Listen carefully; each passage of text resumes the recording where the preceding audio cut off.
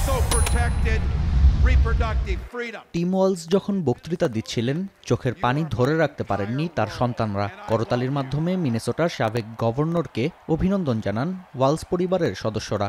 কারণ আসন্ন মার্কিন প্রেসিডেন্ট নির্বাচনে কামালা হ্যারিসের রানিং মেট হিসেবে এদিন আনুষ্ঠানিক মনোনয়ন পেলেন ৬০ বছর বয়সী এই নেতা।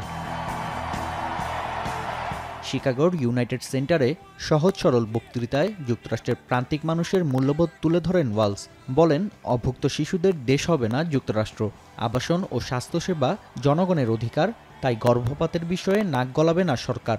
অন্যদিকে রিপাবলিকান প্রেসিডেন্ট প্রার্থী ডোনাল্ড ট্রাম্পকে নিয়ে ওয়ালসের আশঙ্কা, দ্বিতীয়বারের মতো ট্রাম্প ক্ষমতায় এলে ধনীরা ছাড়া উপকৃত হবে না কেউই।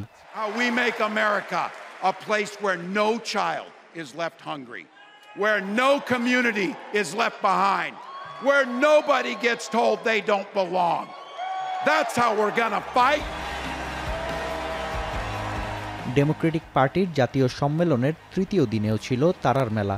মঞ্চে এসে সমর্থকদের উদ্দেশ্যে বক্তৃতা দেন সাবেক মার্কিন প্রেসিডেন্ট বিল ক্লিন্টন। এ সময় ট্রাম্পের বয়স নিয়ে কটাক্ষ করেন তিনি। 2 days ago I turned 78, the oldest man in my family of 4 generations. And the only personal vanity I want to assert is I'm still younger than Donald Trump. সম্মেলনের তৃতীয় দিনে আরও বক্তব্য রাখেন মার্কিন প্রতিনিধি পরিষদের সাবেক স্পিকার ন্যান্সি পেলোসি, টেলিভিশন ব্যক্তিত্ব অপরা উইনফ্রে, গায়ক স্টিভ ওয়ান্ডার সহ হেভিওয়েট ডেমোক্রেট ডেলিগেটসরা।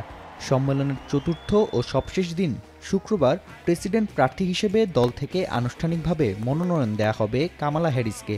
ধারণা করা হচ্ছে দেশবাসীর উদ্দেশ্যে এদিনই ভবিষ্যৎ পরিকল্পনা ঘোষণা করবেন তিনি। এদিকে সম্মেলনের তৃতীয় দিনেও শিকাগো ইউনাইটেড সেন্টারের বাইরে গাজায় যুদ্ধ বন্ধের জন্য বিক্ষোভ করেন ফিলিস্তিনপন্থীরা।